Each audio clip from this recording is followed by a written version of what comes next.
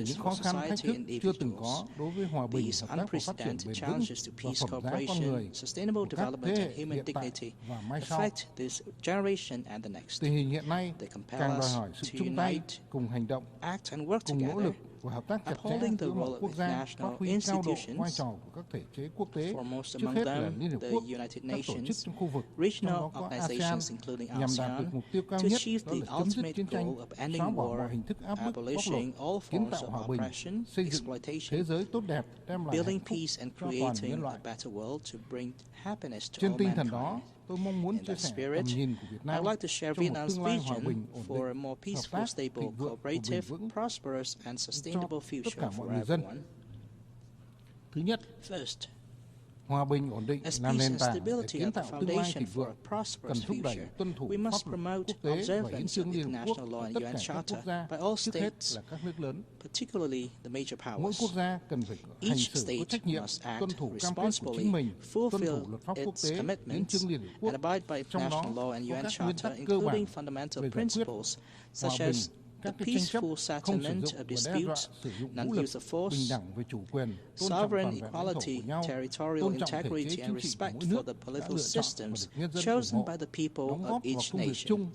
States should also contribute to the common work of the international community in line with their capabilities. We must strengthen solidarity, sincerity, and trust among nations, uphold dialogue, eliminate confrontation, and firmly oppose unilateral embargoes and sanctions that contravene international and UN Charter. Second, we must ensure equitable development for every state, community, and individuals, and recognizing the diverse economic, social, and cultural conditions that they may have. Every resource must be effectively unleashed, marshaled, and utilized for development. According to each country's needs, we must prioritize resources where the most needed for implementing the SDGs, with attention to assisting developing and less developed countries, especially through preferential loans, transfer of advanced technologies, investment and trade facilitation, and debt relief for poor countries. And third, we should urgently create smart global governance frameworks, long-term vision for science and technology, especially emerging technologies like AI. This will ensure we make progress and enjoy the benefits of these technologies while actively preventing threats to peace, sustainable development, and humanity. In that connection, I welcome the documents adopted at the Summit for the Future, especially the Global Digital Compact. This will serve as a crucial basis for advancing global governance and international cooperation in those areas.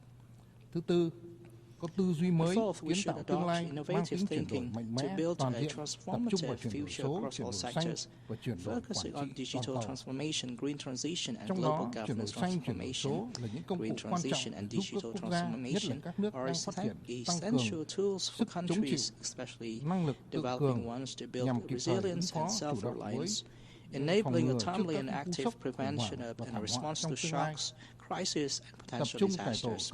We must also prioritize reforming multilateral mechanisms, especially the UN system, international financial and monetary institutions, to ensure better representation, equity, and transparency. Enhancing the capacity, effectiveness, and future readiness is essential for remaining relevant in a changing world. And fifth, we must place human at the center in delivering on our visions. People should be the center, the goal, and driver of all policies and actions at all levels. And investments should focus on the holistic development of the youth, enriching their knowledge and culture, grounded in shared values and a sense of responsibility and contribution. Vietnam welcomes the UNGA's official decision to grant additional rights and privilege participation to the State of Palestine from this session onwards. Vietnam reaffirms its solidarity with the state and people of Cuba and calls on the United States to lift embargoes and sanctions against Cuba and to remove Cuba from the list of state sponsors of terrorism.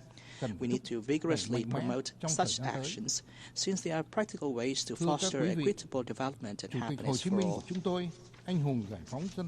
President Ho Chi Minh, a Vietnamese hero of national liberation and a man of culture, once stressed, unity, unity, great unity, success, success, grand success.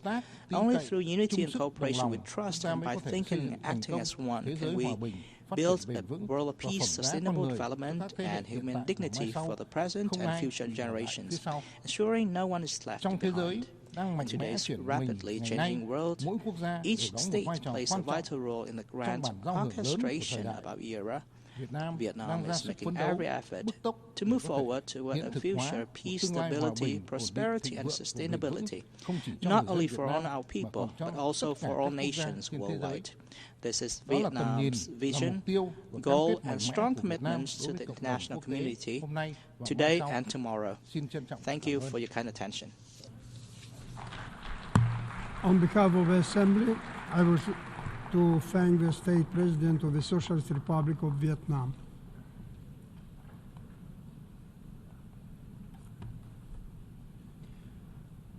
The Assembly will hear an address by His Excellency Andrzej Duda, President of the Republic of Poland. I request protocol to escort His Excellency and invite him to address the Assembly.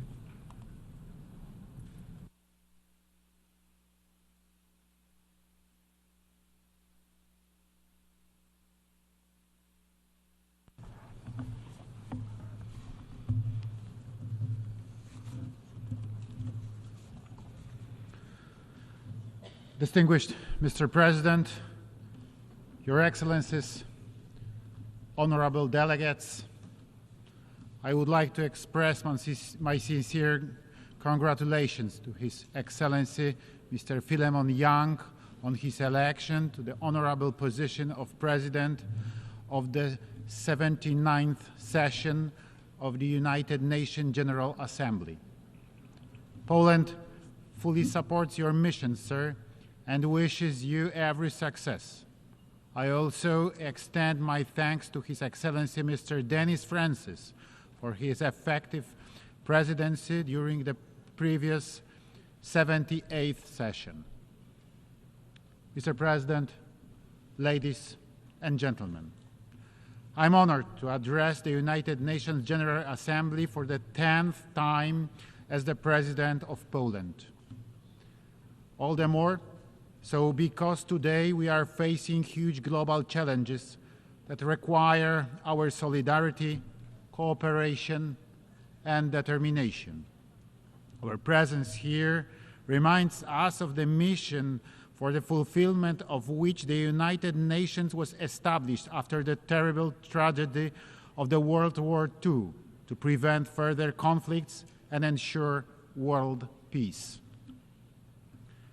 This year marks the 85th anniversary of the beginning of that massive conflict, the conflict which claimed millions of lives. It was Poland which became its first victim. On September the 1st, 1939, Nazi Germany attacked my homeland, starting World War II. 2 weeks later, on September the 17th, the Soviet Union also invaded my country.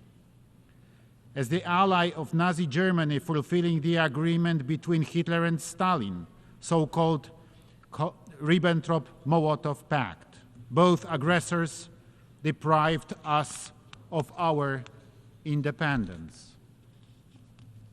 Poland found itself in the midst of the brutal occupation of two totalitarianisms, becoming a witness and victim of war crimes that forever left a mark on our nation's and world's history.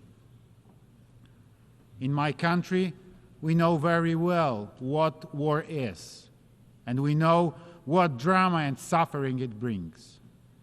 That is why Poland has always been a strong advocate of measures which aim to preventing conflicts and ensuring peace in the world.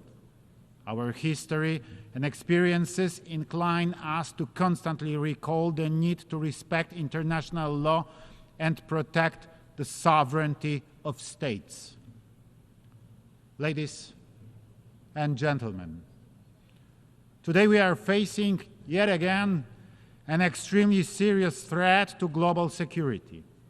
For the past 2.5 years, we have seen Russia's brutal aggression against neighboring Ukraine. This is a flagrant violation of fundamental norms of international law, such as the prohibition of the use of force in international relations. This unprovoked aggression is destabilizing the region and posing a direct threat to the global order and security. We cannot allow this war to turn into another frozen conflict. This is the most important task for the future. That is why it's so important today to stop the Russian war in Ukraine. Not only to end the suffering of the people and punish the aggressor, but also to prevent such heinous actions from becoming a model for others to follow. Ukraine's territorial integrity must be restored within its internationally recognized borders. The logic of conquest and disregard for international law must be stopped unless we agree to live in a world where any country can become a victim of aggression regardless of its size and geographic location. Poland is following with equal concern the situation in the Middle East, where due to the brutal Hamas attacks of October the 7th, 2023, the conflict has escalated. Israel, like any other state, has the right to self-defense. However, these actions must follow international humanitarian law. Poland has consistently supported a two-state solution to the Middle East conflict that will guarantee both Palestinians and Israelis the right to live in peace and security in correct relations with all the neighbors. As proponents of the principles of equality and the right of nations to self-determination, we believe that the emergence of an independent Palestine will not contradict Israel's interests, whereas the right of Israel to exist cannot be questioned. The two nations are united by space and time, which will remain their common destiny. The current situation in Yemen is also of deep concern to us. The ongoing humanitarian crisis affects millions of people, and the struggle for control in a country poses a threat to regional security and freedom of navigation in the Red Sea. The international community must do everything possible to ease the suffering of Yemeni people and restore stability in their country. And we all see how the ongoing wars, conflicts, and terrorist actions in Africa undermine people's efforts to live and develop in safe and fair conditions. The world must stand with all those affected by insecurity and help them to restore peace through reconciliation and social cohesion. Ladies and gentlemen, peace and security in a world will not be possible to achieve without respect for the law. As President of Poland, I consistently repeat the phrase peace through law, always emphasizing the fundamental role of international law in maintaining global order. Our history, our experiences teach us that only adherence to international norms and the protection of the rights of every human being can ensure stability and development. Poland, as a country of freedom and solidarity, will always demand respect for human rights, regardless of geographic location. Therefore, Poland has decided to apply for a seat on the UN Human Rights Council for 2029-2031. Our candidacy is an expression of our commitment to the promotion and protection of human rights around the world. We believe that human rights are the foundation of peace and security. Their violation leads to conflicts, while their protection results in stability and development. Ladies and gentlemen, Poles perfectly understand the perspective of countries that experienced colonialism. Our history, from losing our statehood in the 18th century to World War II, to the fall of communism, has taught us how precious freedom, sovereignty, and human dignity are. It is a part of our DNA, and therefore we stand together with the developing countries in their quest for prosperity, equal treatment, and self-reliance. That is why Poland will not stop supporting African societies, as I had the opportunity to personally assure my friends during this year's visit to Rwanda, Kenya, and Tanzania, as well as in recent years during my earlier visits to the continent, which is so important for Poland, Europe, and the whole world in building a common, safer, and more prosperous future. We believe that Africa has the potential to develop its own solution to its challenges. However, we recognize that global development in many parts of the world currently is facing serious obstacles. We note with concern that halfway through the deadline set by Agenda 2030 for achieving the Sustainable Development Goals, progress made in realization of its ambitions is still insufficient. During this session, Poland will serve as Vice President of the UN Economic and Social Council. The motto of our mandate in the ECOSOC is Developing in Solidarity, which summarizes well our vision of progress we need. With its presidency of the Council of the European Union starting on January the 1st, 2025, Poland will seek to give new impetus to relations with developing partners.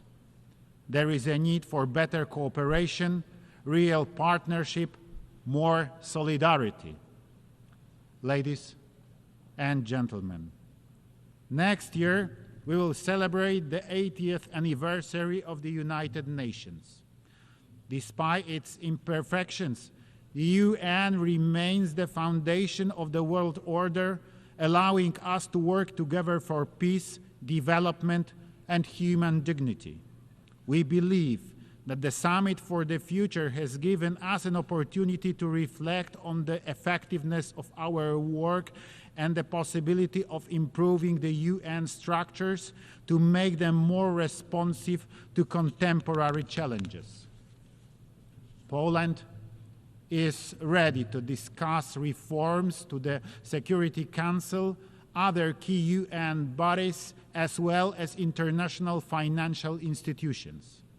The world is changing, and our system must change as well in order to better serve the global community.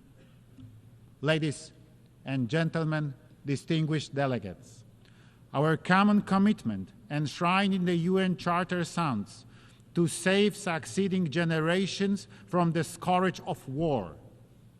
Poland will remain faithful to this mission and will support efforts for peace, human rights, and sustainable development.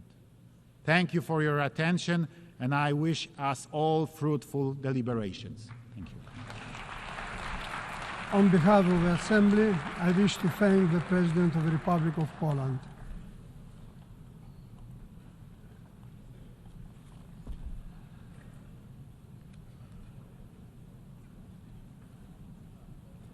The Assembly will hear an address by His Serene Highness Prince Albert II, Sovereign Prince of Monaco. I request protocol to escort His Serene Highness and invite him to address the Assembly.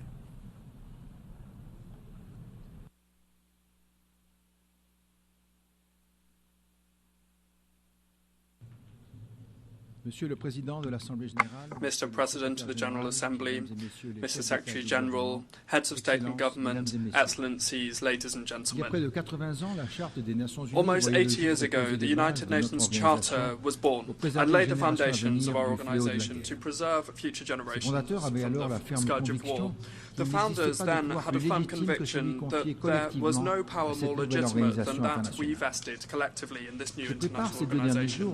Over the last 2 days, I have participated alongside many of you on the initiative that the Secretary-General, Mr. Antonio Guterres, in the Summit to the Future. Between hope and concern, this summit allowed us to grasp just how much work we still need to do to leave a harmonious and peaceful future to our children. While we are facing an increasing number of challenges, we're currently seeing a multiplication of regional conflicts, an uptick in the arms race and nuclear proliferation, as well as an ebbing of our collective security. Extreme violence and conflicts that are currently raging, and the thousands of victims that they're claiming in the four corners of the world are intolerable. Targeted attacks against civilian infrastructure that don't even spare schools or hospitals are flagrant violations of the fundamental principles of international humanitarian law. Similarly, the use of famine as a weapon of war is an odious crime. These acts must not go unpunished. Whatever the conflict or the continent that it is taking place on, international justice must establish the crimes and prosecute those responsible. This is absolutely essential to build a just and lasting peace. The partition of the world that we're seeing currently is very concerning. Now should not be the time for war or division, but rather for building coalitions, for concrete actions, ramping up cooperation, solidarity, helping each other, and engaging in dialogue. My country's conviction has always been that the way of multilateralism is the only way possible. The UN is at the heart of multilateralism, and it's incumbent upon us to do everything we can to implement the roadmap that we adopted collectively. As we committed last year at the summit on the SDGs and yesterday at the summit of the future, we must move away from the way of destruction and focus on the way that leads to prosperity. The new agenda for peace is blazing a trail for us to show more solidarity and to establish trust. The milestones that have already been put down, and they are showing us the way to go. The 4th UN Conference on Financing for Development that will take place next year compels us to rethink the international financial architecture and to help countries to undertake more sustainable and inclusive development. The World Social Summit that will also take place next year should give us the necessary driving force for more social justice and to contribute to fighting poverty, which is number one of the Sustainable Development Goals. Sustainable development as a whole will not be achieved, and it will not achieve the desired results if we do not include women and girls. While we're celebrating in 2025 on the 125th anniversary of Resolution 1325 of the Security Council on Women, Peace and Security, and on the other hand, the 30th anniversary of the Beijing Declaration and Programme of Action, it must be recalled that gender equality has still not been reached insofar as rights, responsibilities and opportunities. It is only by guaranteeing their rights in all of the SDGs and in the actions of the Plan for the Future that we will be able to achieve more justice and inclusion. Step by step, and whatever the cost, we must hold true to our efforts to promote the rights of women and to ensure gender equality. Mr. President, let us make no mistake, the most threatening challenges for humanity on the long term are without a doubt the multi-dimensional environmental crisis that we're going through, and must I recall, we're responsible for that. Climate change, the erosion of biodiversity and ecosystems, as well as the huge amount of pollution that is affecting both the land and the ocean, the cradles of life, are turning upside down the daily lives of millions of people and causing considerable economic loss. In the face of this tragedy of the commons, we cannot show any doubt or dejection. We must be clear-headed when it comes to all of the things we must do, and we must be optimistic when it comes to the future. Indeed, we now have several international instruments, major ones, that must guide us when navigating this storm. We have the Paris Agreement, the Global Framework for Biodiversity of Kunming-Montreal, and the BBNJ agreement, and I hope that a new international agreement will come about as well on plastic pollution in the world. These crises require a coordinated response, and when we participate in the different international fora over the next few months, let us bear this in mind and engage in unified and concerted action. In Colombia, first of all, we have the COP16 of the UN Conference on Biodiversity, where we have high hopes to deal with the challenges, to implement the plan for biodiversity and to deliver our 2050 vision, living in harmony with nature. Finally, at the end of the year, at the COP29, we have the UNFCCC conference in Baku, and we will establish a new goal, new collective goal for climate financing for developing countries that should be up to the needs and be realistic and operational, creating the conditions for guaranteeing the right to a future in a healthy environment requires us to put an end to the upheaval of our ecosystems and also to show wisdom and knowledge and draw on the wisdom and knowledge of men and women present on the ground already suffering the consequences. For example, small island developing states that are particularly vulnerable to the consequences of rising sea levels, and they could potentially disappear. We could see a disappearance of habitable and productive land, and that's a real threat for their existence. The Principality of Monaco and its institutions committed to the preservation of the oceans is supporting the creation of an international panel of experts for ocean sustainability that would be headed by the Intergovernmental Oceanographic Commission of UNESCO. In this regard, we call upon all states to ramp up the process to ratify the BBNJ agreement coming into force in 2025, which is an important year for the planet, with France hosting the third UN conference on the oceans in Nice. This conference should enable us to ramp up our actions and to mobilize all stakeholders to provide lasting solutions that we need for the ocean to overcome the challenges we face. The blue economy is also playing a key role, and the Principality intends to collaborate actively by hosting in June 2025 the Blue Economy and Finance Forum. Finally, beyond the framework provided by the BBNJ, I reaffirm the commitment of my country to the implementation of solid regulation grounded in the best scientific data, ensuring effective protection of the marine environment before we see any mineral exploitation of the seabeds. Ultimately, these interconnected crises compel us to completely rethink our relationship with nature, which is essential for our survival and well-being. Mr. President, when it comes to the challenges and changes that humanity is facing, the development of artificial intelligence is unavoidable. The emergence and the rise of this new technology is accompanied by so many opportunities for our daily lives, but it also comes with dangers, and we must deal with these. The Principality of Monaco is committed to seizing the possibilities provided by safe, secure and trustworthy artificial intelligence systems for sustainable development. Indeed, the staggering technological progress that we're seeing can help to increase development, as well as it could provide fertile ground for organised crime and terrorism. So it's incumbent upon the international community now to establish the right regulations imposing ethical use of this technology that respects human rights and fundamental freedoms and ensure that it is not used or diverted for military or terrorist purposes. Further, disinformation today is one of the most insidious dangers for our societies. It is spreading rapidly, fed by social networks and digital platforms, sowing confusion and eroding trust in institutions and media. The consequences of this manipulation of information are grave, and they can include the destabilization of our states and the exacerbation of international tensions. It is therefore essential to bolster verification mechanisms, fact verification mechanisms, to protect the truth and to preserve the health of our democracies. Mr. President, we have the tools we need, whether they be legal, technological or scientific, to bring lasting and effective solutions to our contemporary challenges. The Pact for the Future and the 80th anniversary of the UN in 2025 offer us up an historic and unique opportunity to make progress in the intergovernmental process to reform the Security Council, to make our organisation more inclusive and representative of current realities in order to resolve the crisis that we face.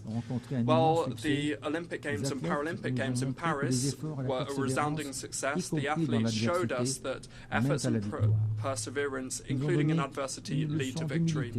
They gave us a lesson of humility by teaching us that while victory is the ultimate goal, the journey and good competition are equally as important accomplishments. Let us therefore commit together with a sense of determination to the process that we have defined, step by step. Let us overcome the obstacles without ever losing sight of our goal, which is to preserve peace between nations and to guarantee the well-being of the peoples of the United Nations. Thank you for your attention. On behalf of the Assembly, I wish to thank the Sovereign Prince of Monaco.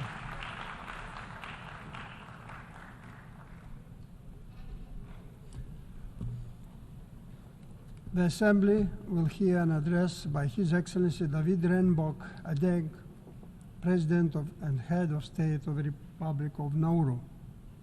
I request the protocol to escort His Excellency and invite him to address the Assembly.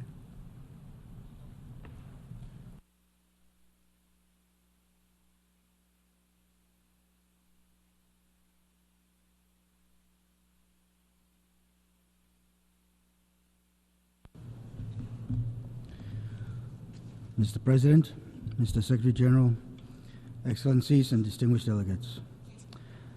As the President of the Republic of Nauru, a small island nation with a vision for a more equitable and sustainable future, I bring you warm greetings from the government and the people of Nauru.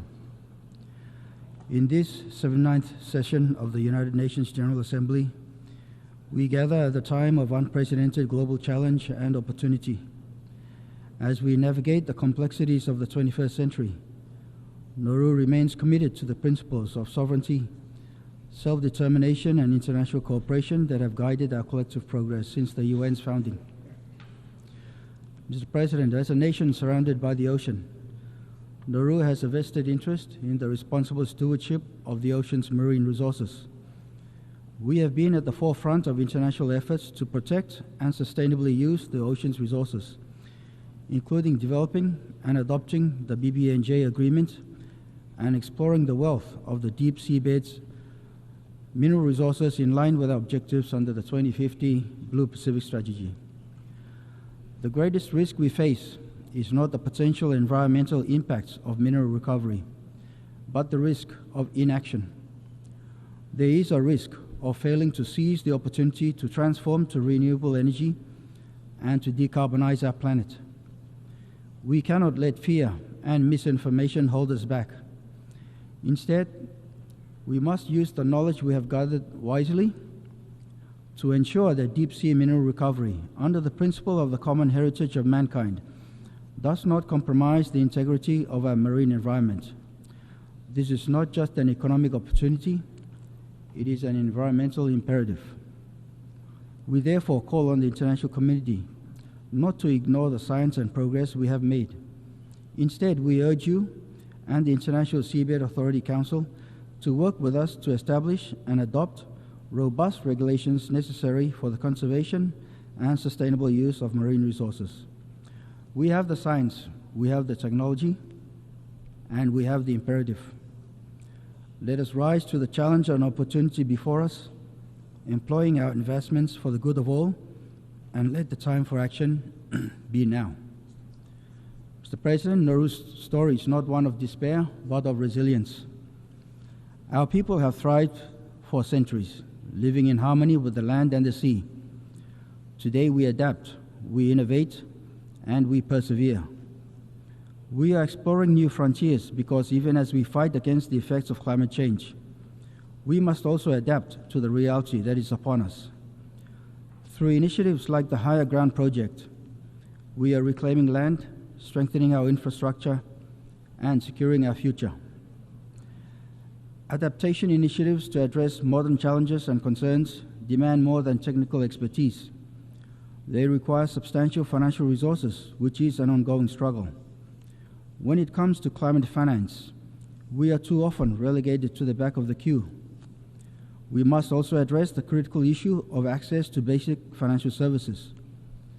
For nations like Nauru, equitable access to banking is not merely a convenience, it is a lifeline. Yet we face the growing threat of de-risking and the loss of correspondent banking relationships.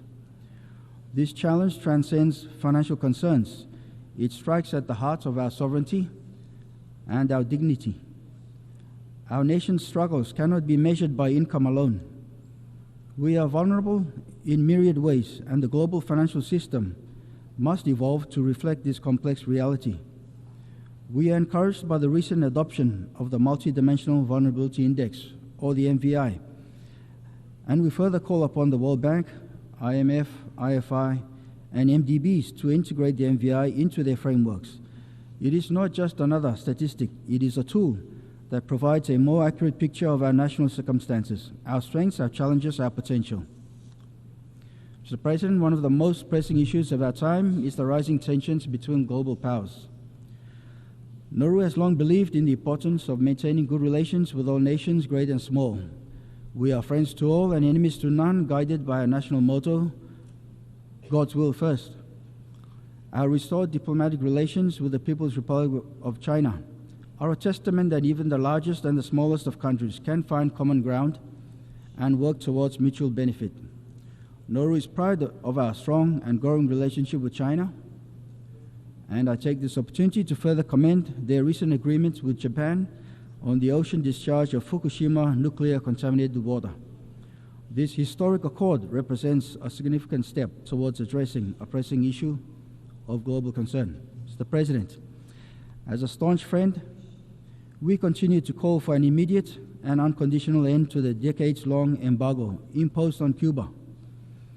As we know, conflicts and tensions persist across many regions of the world. In our, in our shared pursuit of progress and prosperity finds community stability. Therefore, we must intensify our efforts to foster peace and development free from the shadow of conflict. Let us reaffirm our commitment to building bridges of understanding, nurturing empathy, and promoting reconciliation. We must understand that peace and development are not separate entities, but intertwined pillars of human progress. Peace creates an environment where individuals can thrive, communities flourish, and nations prosper. In the absence of conflict, societies can better allocate resources to education, healthcare, infrastructure, and sustainable economic growth, fostering the advancement of all people. Let's work together towards a future where everyone can live with dignity, harmony, and opportunity, leaving behind a legacy of peace for generations. By prioritizing conflict resolution, we pave the way for resilience, progress, and shared prosperity. We must focus on building bridges, not walls, and work towards a more integrated, connected world. Inclusivity and engagement are vital as we strive for full economic and financial participation, ensuring that no country, large or small, regardless of its development status, is left behind. This is a call for collective action, a call we must all heed for the sake of our shared future. The UN Security Council reform, long overdue, must reflect the geopolitical realities of the 21st century. It is evident that the current structure of the UN Security Council has been a subject of debate, with legitimate concerns about representation, effectiveness, and the ability to address contemporary security issues. The imperative for peaceful resolutions and pursuing lasting peace in conflict-affected regions further underscores the critical need for a reformed and strengthened UN Security Council. Let us be the leaders who bring about a new era of peace and reconciliation. In our pursuit against climate change, we continue to call on the UNSG to appoint a special representative on climate and security. We are pleased to endorse the call for a fossil fuel non-proliferation treaty, and we urge countries to back this initiative for a sustainable and equitable future. And we also eagerly await the advisory opinion of the International Court of Justice on climate change, and will closely follow and support the implementation of the Court's guidance in the pursuit of climate justice. Nauru is pleased to welcome the Pact of the Future's ambition, yet we are disappointed in the removal of Action 21. My delegation, alongside members from the Group of Friends on Climate and Security, advocated for its inclusion to address the security threats posed by the climate crisis.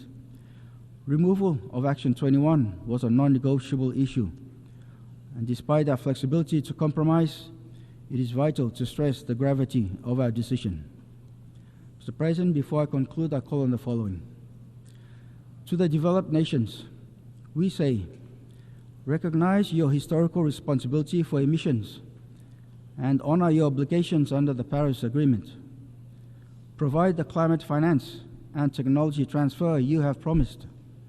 Support our efforts to transition to renewable energy, to enhance our climate resilience, and to protect our biodiversity.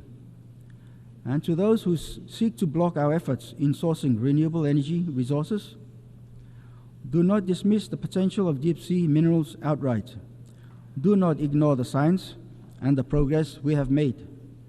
Instead, work with us to establish the robust regulations necessary for responsible mining. In line with this year's theme, we must accelerate our efforts without delay, because the climate crisis will not wait for us to get our acts together. To our fellow developing nations, we extend our hand in solidarity. Let us share knowledge, resources, and solutions. Let us amplify our collective voice, for in unity there is strength. And to the United Nations, we call upon you to fulfill your founding promise. Be a bastion of multilateralism, the resolute champion of the vulnerable, and the bold catalyst for the transformative change our world so desperately needs. Mr. President, I conclude my remarks by reminding us that leaving no one behind is not a mere platitude. It is a moral imperative. It is a call to action, a reminder that our fates are intertwined, and the advancement of all hinges on the advancement of the least among us. This is the vision enshrined in the United Nations Charter, and this is the promise of the Sustainable Development Goals. Nauru may be small in size, but our resolve is immense. We will continue to fight for our homeland and our future generations. Let us act together with urgency, with ambition, and with the conviction that a better world is possible. May God bless the Republic of Nauru. May God bless the United Nations. Matubakar. I thank you. On behalf of the Assembly, I wish to thank the President and Head of State of the Republic of Nauru. We shall now continue for general debate.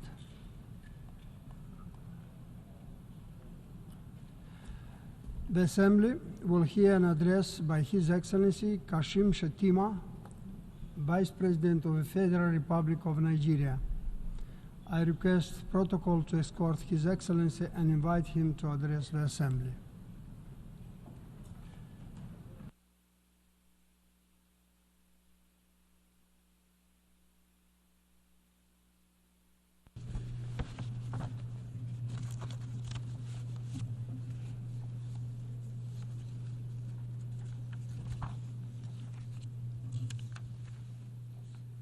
Mr. President,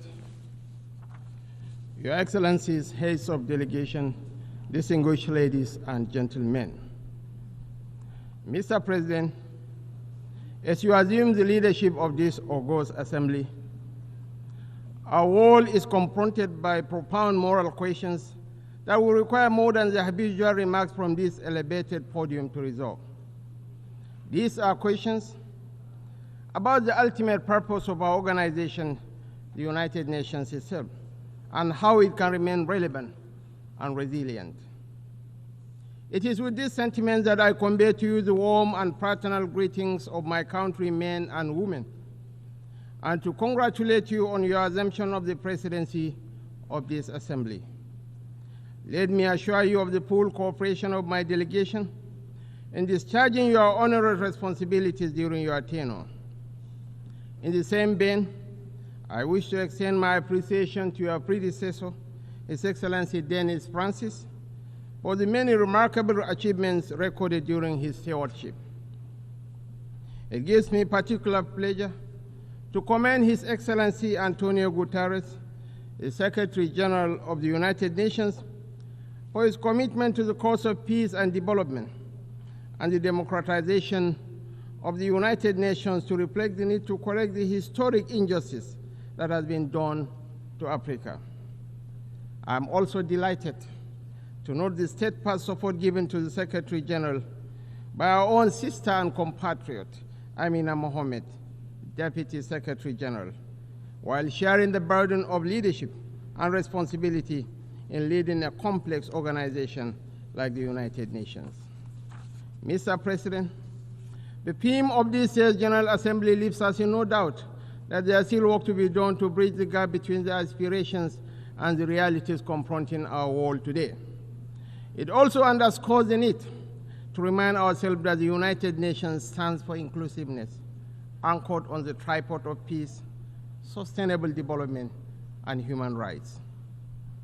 Today, these pillars of our organization are threatened. They risk being broken by the relentless pursuit of individual national priorities rather than the collective needs of the nations that are assembled here today. While commitment to multilateralism offers us the surest guarantee of global action to address the existential challenges we face, singularity and nationalism are undermining the aspirations towards a peaceful and collective resolution of such challenges. From last year's summit, and indeed from previous years, we have carried over the numerous challenges of terrorism, armed conflict, inequality, poverty, racial discrimination, human rights abuses, food crisis, hunger, irregular migration, piracy, global pandemics, hyperinflation, nuclear proliferation, grinding debt burden, climate change, and a host of other vexations. The continued manifestations of these challenges testifies to our failings rather than to any lofty achievements on our part. Billions of dollars are being committed to the prosecution of wars and the panning of the embers of conflict. Yet, we always recoil from bringing out the resources we need to build peace and to deliver life's necessities to people. The question of governance is at the heart of our problems and also the solution to them. We recognize this in Nigeria when on 12th June this year, we celebrated a quarter of a century of unbroken democratic rule. We are no less proud of this achievement than the fact that during the last 2 decades, a sustained process of democratization has swept over Africa. However, the return of unconstitutional changes of government and forceful military takeovers in some countries of the Sahel underscore the fragility of democracy when it is not backed by economic development and sustained peace and security. It is this fragility, rather than the milestone that democratic governance has achieved in Africa, that should matter most in our deliberations at this and other high-level segments of the 79th session of the General Assembly. While we abhor all possible changes of government, we can also recognize the impatience in cities and villages as a sometimes slow and grinding turn of the wheel of democracy. Our people need employment. They need decent livelihoods. They desire good and affordable education and health care for their children and families. They need to live in healthy, safe, and secure environments. They need hope, and they need opportunity. They desire to live in peace and tranquility, to pursue whatever gives them happiness and contentment. When governments fail to deliver, the people are bound to question the utility of democracy and other ideals like rule of law. The global debt burden undermines the capacity of countries and governments to meet the needs of their citizens. Creeping trade barriers and protectionist policies are destroying the hopes for prosperity of peoples and nations. Unbridled competition, rather than cooperation, is discouraging incentives, driving away investments. Above all, insecurity is driving people into unprecedented hardship and misery that in turn affect the people's confidence in democracy. It is the duty of the international community to bring back confidence in democratic rule and constitutional order by paying more attention to the needs and aspirations of the people, rather than paying lip service to human rights sustainable development, and peace. We need the sustenance of democracy, not just the form. We cannot build durable societies with the threats of terrorism, banditry, and insurgency growing in our countries and regions. Indeed, violent extremism remains an existential threat to both national and international peace, security, and development. We are making concerted efforts to contain and roll back this threat. The high-level African counter-terrorism meeting hosted by Nigeria in April 2024 and its outcome, the Abuja Declaration, promises to provide solutions to the challenges presented by terrorists and insurgents. Your Excellencies, distinguished ladies and gentlemen, climate change is a driver of insecurity, which also poses a veritable challenge to sustainable development. A few weeks ago, large areas of my country were inundated by seasonal flood waters, including one of our largest cities, Maiduguri, in the northeast. Other parts of Nigeria also experienced similar tragedies, occasioning the loss of lives and property. We need not remind ourselves to remain faithful to the implementation of the commitments that we all gave voluntarily at the various COP meetings. Failure to do so is merely to postpone the inevitable. No country is immune from the effects of climate change. It is better that we cooperate and collaborate to meet this ever-increasing challenge rather than remaining in our shells, waiting for the inevitable to happen. A common challenge requires a common solution. Nigeria stands ready to meet her obligations in terms of mitigation and adaptation measures nationally and regionally, with the active participation of other countries and international partners. Mr. President, conflict resolution is the main reason why the UN exists, but the task of prevention becomes all the more difficult when conflict becomes normalized, when even the condemnation of violence and civilian casualties and calls for a ceasefire are somehow regarded as controversial. As we emphasize at the Abuja high-level ministerial meeting, we must renew our focus on conflict prevention. Indeed, addressing the root causes of conflict is often the first step towards providing long-term solutions. Clearly, some of the root causes of conflicts are social in nature, including poverty, hunger, ignorance, inequality, and exclusion, as well as other forms of injustice. In the Sudan, other parts of our continent, and further afield, foreign actors are exacerbating these tensions to prolong conflict and deepen the suffering of innocent people. Today, we are all witnesses to the heart-wrenching situation in Gaza and other Palestinian territories. We cannot discuss war and peace, conflicts and resolution, or humanitarian imperatives today without reflecting on the Israeli-Palestinian conflict that has been raging since 7th August last year. Of course, the conflict predates this period and has been simmering for a better part of half a century. What this tells us is that the international community has failed to live up to the spirit and aspirations of the United Nations to rid the world of inequality, violence, and domination of one people by another. Justice is antithetical to revenge. Freedom is an inalienable right and a natural entitlement that cannot be denied to any people. The Palestinian people deserve their independence. They deserve to have a home of their own in territories already recognized by this very assembly and by international law, which is being routinely ignored. Nigeria continues to urge efforts to bring back on track the two-state solution that offers the prospect for a new beginning for the region. Nigeria reaffirms to supporting United Nations peacekeeping operations. We recognize the need for Africa to build strong and professional armies to meet the multiple challenges we face.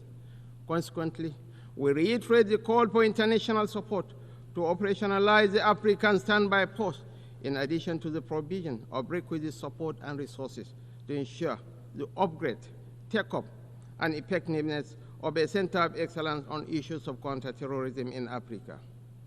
Mr. President, reform of the Security Council is critical if the UN is to strengthen its relevance and credibility in our rapidly changing world.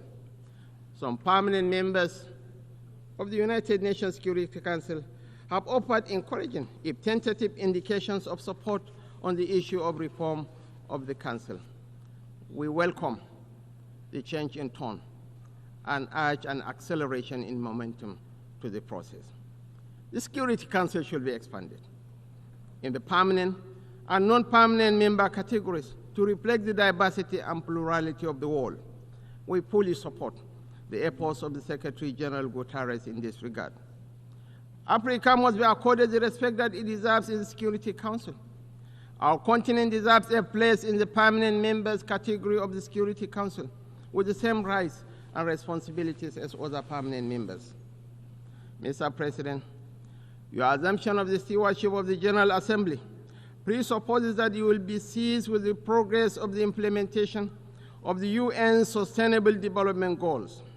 We note that most developing countries are significantly lagging behind in the achievement of these goals, largely due to a lack of resources available to finance their implementation and the burden of unsustainable external debt.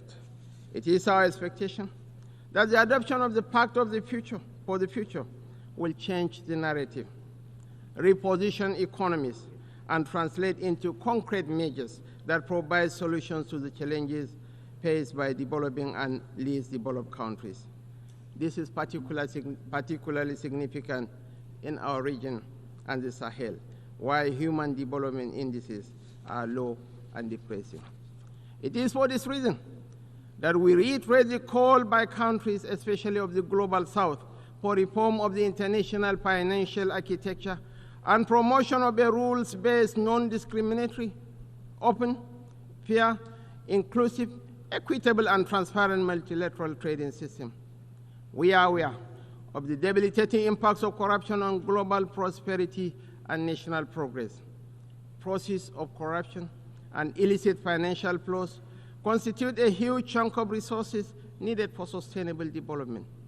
The recovery and return of such funds to states of origin is a fundamental principle of the United Nations Convention Against Corruption. Therefore, the international community must promote practical measures to strengthen international cooperation to recover and return stolen assets and to eradicate safe havens that facilitate illicit flows of funds from developing countries to the developed economies. There is also the urgent need to promote fair and inclusive tax regimes in the world. Nigeria helped introduce the resolution on promotion of inclusive and effective international tax cooperation at the UN. We acknowledge the progress made in the adoption of the terms of reference of the UN Framework Convention on Tax Cooperation. We should deepen this initiative and work towards a UN Framework Convention on Tax Cooperation. Similarly, we must ensure that any reform of the international financial system includes comprehensive debt relief measures to enable sustainable financing for development. Countries of the Global South cannot make meaningful economic progress without special concessions and a review of their current debt burden. The present administration pays due regard to the imperatives of creating a conducive national environment for investment and the ease of doing business. Last year, President Bola Ahmed Tinubu signed 4 executive orders to curb double taxation. The government also established the Presidential Task Force on review of fiscal policy and tax reform. These measures are geared towards not only boosting investor confidence in Nigeria, but also to ensure investors make reasonable profit from their investments.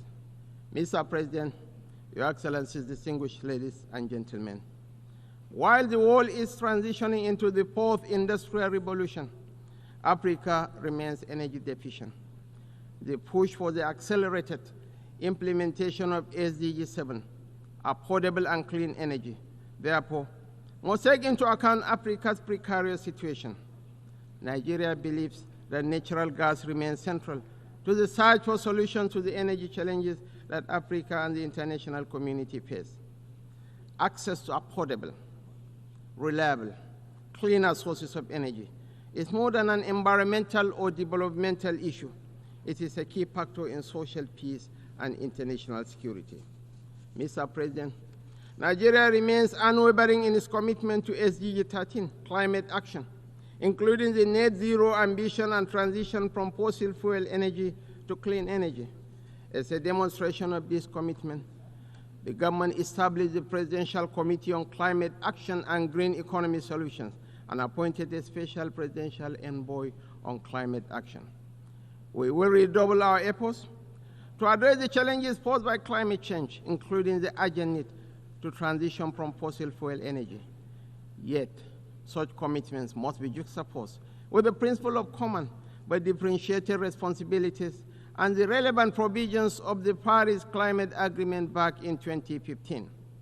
The Paris Agreement provided for developed countries to take the lead in the quest to achieve net zero and to offer support, including finance, to developing countries for the actualization of the climate change goal. Worthy of note is the loss and damage funding for vulnerable countries secured at COP27 in Egypt and expanded in COP28 in the United Arab Emirates. It is our expectation that this year's 79th session of the UN General Assembly and the upcoming COP29 in Azerbaijan this November will go a step further by providing developing countries, especially African countries, with access to the loss and damage funds, including the $100 billion pledged by developed countries to mitigate the negative impacts of climate change. Mr. President, in this age of digital innovation, we must address the emerging divide between the global South and the global North, which, with the evolution of artificial intelligence, risks becoming wider still. The UN should work towards eliminating barriers to digital economy in Africa, such as high cost of internet services and intellectual property rights. More so, there is a need to work towards common global standards to regulate cryptocurrency trading platforms. This is the most effective way to provide confidence in these markets and limit the potential for instability.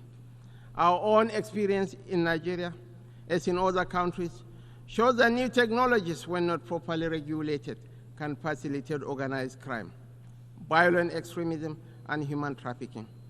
In our own case, the trading of cryptocurrency helped fuel speculation and undermine macroeconomic reforms. Separately, we have also witnessed in rich and poor countries alike the corrosive impact of unfiltered hate speech and fake news across social media. There is much more that we could and should do together to strengthen those guardrails that will help release the most progressive elements of the new technologies shaping our world and curb those more destructive tendencies. Mr. President, we are particularly mindful of the imperatives of achieving the advancement of youth and women as a factor in national development, peace, and security. Nigeria has developed its own national action plan on women and security, as well as a national action plan on youth, peace, and security to ensure the participation of both women and youth in the peace and security sector. The summit of the future cannot be deemed successful without setting clear, ambitious, and achievable developmental goals to address the various challenges facing our youth. In line with this aspiration, the Nigerian government will continue to invest in Nigerian youth through initiatives like the revitalization of the National Youth Investment Fund for 2024, focus on youth employment and entrepreneurship.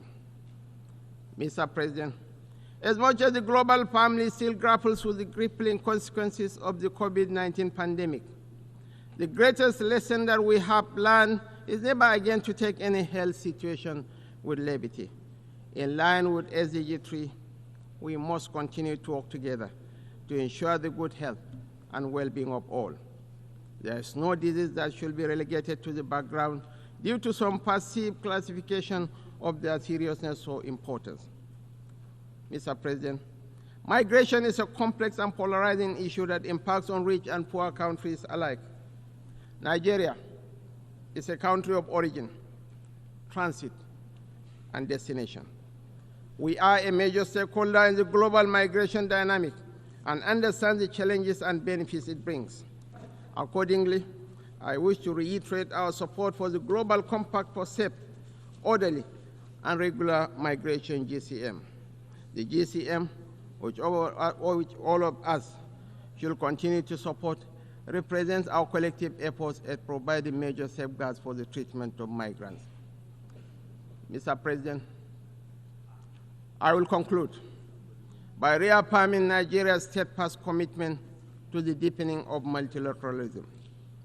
Just as we did 65 years ago on this podium when we joined the United Nations as the 99th member state, we remain committed to that desire to remain friendly with all nations and participate actively in the works of the United Nations, as expressed by our founding Prime Minister, Sir Abubakar Tafawa Balewa.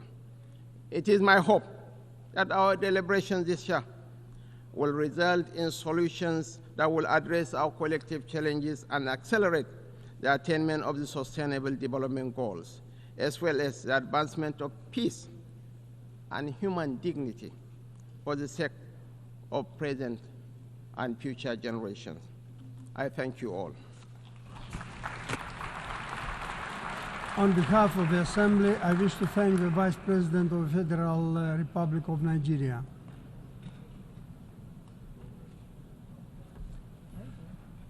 The Assembly will hear an address by His Royal Highness Prince Salman bin Hamad Al Khalifa, Crown Prince and Prime Minister of the Kingdom of Bahrain.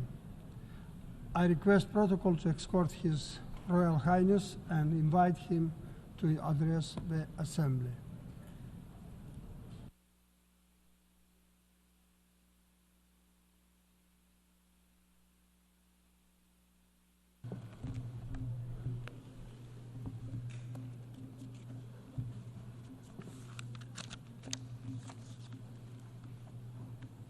Bismillah ar-Rahman ar-Rahim. In the name of God, most compassionate, Your most Majesties, merciful. Highnesses, and Excellencies, Your Excellency, Mr. President of the General Assembly, Your Excellency, Secretary General Guterres, it is my honor to be here today and to convey to you the greetings and best wishes of His Majesty King Hamad bin Isa Al Khalifa, and I would like to begin by offering my congratulations to you, Mr. President, on your election as President of the 79th session of the General Assembly. I wish you every success in guiding this important work. I also extend my deep appreciation to His Excellency the Secretary General for his tireless efforts in advancing the noble objectives of this organization across the globe. Mr. President, 8 decades ago, at the dawn of the nuclear age, humanity found itself engulfed in a devastating war, fraught with peril and uncertainty. The world was in desperate need of order and a system of accountability and governance. The United Nations was created to become a pillar of stability, a vital institution the world relied on to prevent unspeakable atrocities from ever happening again. Whether through the formation and application of international law, the promotion of diplomatic consensus, the investment in development programs, or the deployment of peacekeeping missions, the United Nations and its specialized agencies have together stood firm to reflect the spirit of global civic responsibility. The number of world leaders participating in this year's General Assembly is a testament to that enduring spirit. 19 years ago, I had the honor of standing here and addressing this historic hall, where I touched on the pressing challenges confronting our world at the time: poverty, famine, deadly infectious diseases, civil wars, and weapons of mass destruction. These global challenges not only persist, but have intensified.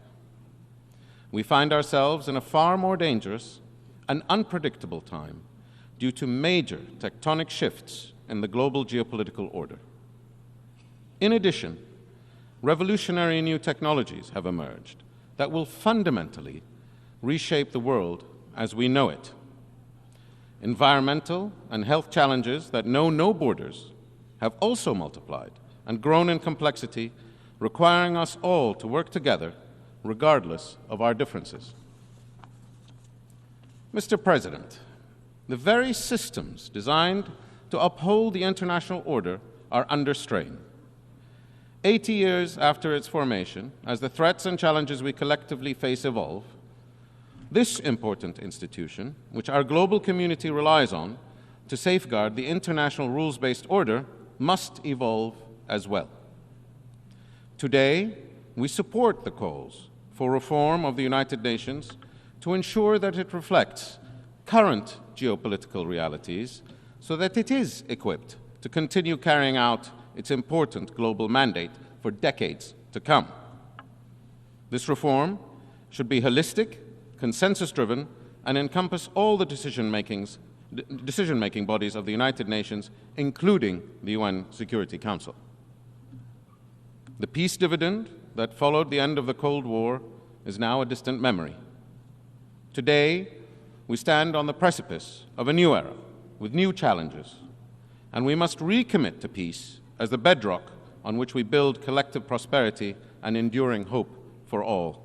For as we all know, it is far easier to destroy than it is to build. Today, we see governments disregarding the established rules-based order as they pursue policies rooted exclusively in self-interest. We see a preference for brinksmanship and the use of questionably legal force to resolve disputes. We see the rise of radicalism, extremism, and rogue non-state actors sowing chaos and discord. In Gaza, we see Palestinians living through an unprecedented humanitarian disaster, with over 40,000 people killed, many of them women and children. The protection of innocent life is enshrined in international law and a moral and religious responsibility. It is clear what is required is the implementation of an immediate ceasefire, the release of all hostages, and the adoption of an irrevocable path to the creation of a viable, independent Palestinian state. And it must happen now. This will achieve a comprehensive and lasting peace, deliver the security and prosperity to all nations in our region, and prevent the spread of a wider regional conflict. In the West, we witness widespread suffering as the intractable conflict in Ukraine persists. In the East, we see tensions continuing to rise in the South China Sea, raising grave concerns of wider military escalation and the further erosion of the integrity of the international rules-based order. The tolls of these conflicts are borne by humanity, by families, by communities, and by our future generations. These conflicts undermine growth, stifle opportunity, and endanger the hopes we hold for our children. Mr. President, the Kingdom of Bahrain has long been a vocal advocate of pluralism and multiculturalism. It's who we are. In August of this year, and in line with His Majesty King Hamad's vision that mutual respect for our shared humanity is essential for sustaining global harmony, Bahrain launched the King Hamad Award for Peaceful Coexistence. His Majesty the King has also called on the international community to convene an international peace conference on the Middle East. As current holder of the Arab League presidency, the Kingdom of Bahrain urges all nations to join us in this vital initiative, which seeks to strengthen efforts to achieve a just, comprehensive, and lasting peace in the region. Diplomacy and dialogue must prevail. Indiscriminate violence, conflict, and fragmentation will only drive us further from this noble goal. Mr. President, in the Kingdom of Bahrain, we have committed ourselves to ensuring that our citizens are at the core of all our national development programs. We have worked tirelessly to ensure that they are equipped with the skills necessary to deliver prosperity and growth to themselves and their community. As we look to the future, we will spare no effort to provide our citizens with opportunities to connect with the wider world, to compete, innovate, and succeed. We prioritize the issues that unite us all: housing, healthcare, education, and delivering jobs and prosperity. We focused our government ministries and agencies on a set of priorities, reached out to the private sector, civil society, and wove together a spirit of one team focused on delivering those programs. Mr. President, today's world is, in many ways, more fragile than the one that had emerged from World War II. This is because the global challenges today go beyond geopolitical conflict. We are seeing the devastating impacts of unsustainable development on the world's environment. And as a result of conflicts and fragmentation, we have seen a rise and a return of global hunger. We have also witnessed firsthand the alarming effects of diseases such as COVID-19, which showed how quickly the global order can be disrupted. These crises must not be treated in isolation. They are interconnected, and they represent a systemic threat to humanity. It is imperative that like-minded countries come together with the objective of revitalizing, adapting, and renewing our institutions to effectively address today's significant challenges and to effectively deliver on the ambitious commitments set by the United Nations SDGs and the recently adopted Pact for the Future. This can only be achieved through a system-wide reform that encompasses pivotal multilateral organizations such as the World Bank, the International Monetary Fund, and the World Health Organization, as well as the United Nations. The international rules-based order is not sustained by hopes or dreams. It is the product of robust international institutions and security constructs that are fit for purpose. Mr. President, as a member state of the United Nations, the Organization of Islamic Cooperation, the Arab League, and the Gulf Cooperation Council, the Kingdom of Bahrain has always been committed to the path of multilateralism. We hold firmly to the belief that working alongside allies and in accordance with the rules of international law is the surest way of guaranteeing our long-term prosperity. This is also why, in 2023, the Kingdom of Bahrain and the United States of America concluded a historic agreement to forge a new model for security and shared prosperity. The Comprehensive Security and Integration and Prosperity Agreement is designed not as a bilateral arrangement, but as the beginning of a multilateral framework that aims to bring together countries with an equal interest in delivering stability and prosperity. It is a model for how nations can promote an inclusive vision grounded in mutual respect and shared goals. Partnerships such as these can go beyond the geopolitical dimension and enter the world of emerging technologies as well. Through meaningful international collaboration, we can harness the transformative potential of technologies, such as artificial intelligence, to advance shared goals of global development, peace, prosperity. Doing so will require a united global front, though.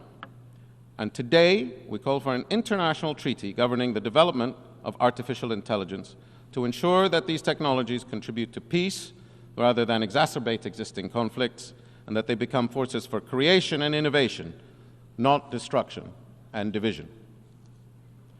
The Kingdom of Bahrain believes that engaging in wide-ranging partnerships such as these will be crucial to advancing the cause of multilateralism and ensuring that cooperation becomes the cornerstone of our collective security frameworks. Through such agreements, we are confident that the Middle East and the global community can build a future rooted in peace, economic growth, and a rules-based international order that benefits all people. Mr. President, distinguished delegates, the challenges we face today are not insurmountable if we act with a collective will and the determination to define a revitalized international architecture built on shared values and a renewed commitment to multilateralism that prioritizes the well-being of all nations. Some issues are just too important not to rise above our differences. Let us together reaffirm our shared responsibility to uphold and protect human dignity and ensure that the international order remains a force for good. We owe this to future generations, to the values we cherish, and to the world we seek to protect. Learning to live together is indeed the noblest of endeavors. Thank you.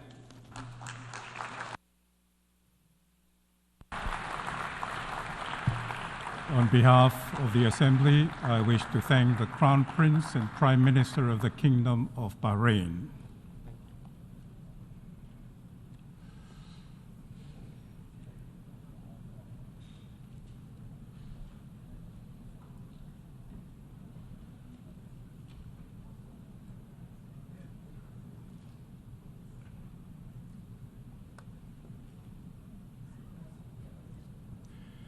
The Assembly will hear an address by Her Excellency Giorgia Meloni, President of the Council of Ministers of the Republic of Italy. I request protocol to escort Her Excellency and invite her to address the Assembly.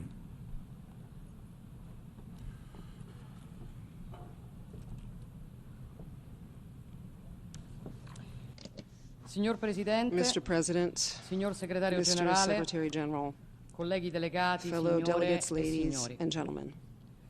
È un'epoca molto The complessa quella nella quale times viviamo. we are living are very E il complex, carattere comune delle and the sfide del common nostro characteristics tempo of the challenges of these ci times impone di ragionare force us in un modo to completamente think nuovo. about things in a completely different La ferita way. inferta al sistema The internazionale wound fondato caused to sulle the regole dalla guerra international d'aggressione framework russa founded on rules all'Ucraina from the war of sta aggression of avendo Russia on effetti Ukraine destabilizzanti is indeed molto oltre i having confini ai destabilizing quali si effects well consuma. beyond the borders within E which come it is un domino unfolding. sta And like contribuendo a a domino, riaccendere it o is far detonare contributing to altri reigniting or focolai di causing crisi. to explode I other sistemi flashpoints of politici crisis. democratici affrontano Democratic political insidie systems are inedite. facing La unprecedented frammentazione dangers. geoeconomica cresce con Geoeconomic conseguenze con le fragmentation quali is tutti growing, dobbiamo fare i bearing conti, down consequences ma we must all soprattutto deal devono with, farci i conti le nazioni più especially fragili.